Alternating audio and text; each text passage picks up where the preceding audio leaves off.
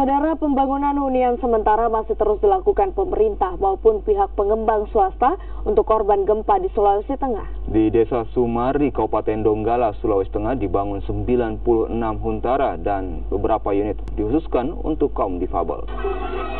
Di Desa Sumari, Kabupaten Donggala ini sekitar 85 rumah warga rusak akibat gempa. Untuk itu pemerintah dan pihak pengembang swasta membangun hunian sementara atau huntara. Selain itu juga dibangun huntara yang dikhususkan untuk kaum difabel lantaran banyaknya kaum difabel yang menjadi korban gempa di desa ini.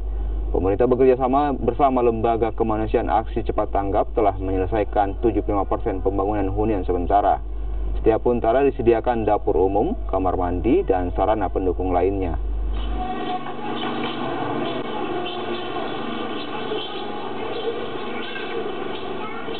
Sini yang banyak hancur itu adalah rumah. Ya, ada beberapa rumah memang yang rata dengan apa?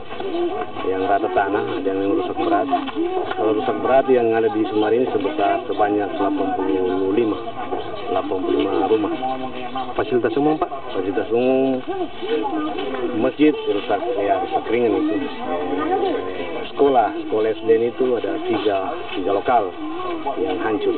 Oh ya, untuk hunian yang ini memang ada sedikit beda. Ini ada untuk prioritas untuk difabel, yaitu difabel cuma perbedaannya kita membuatkan tangga yang landai dan miring supaya roda untuk bisa masuk ke ruangan shelter ini. Itu aja sih untuk difabel. Dan ini ada beberapa ruangan yang dikhususkan untuk difabel.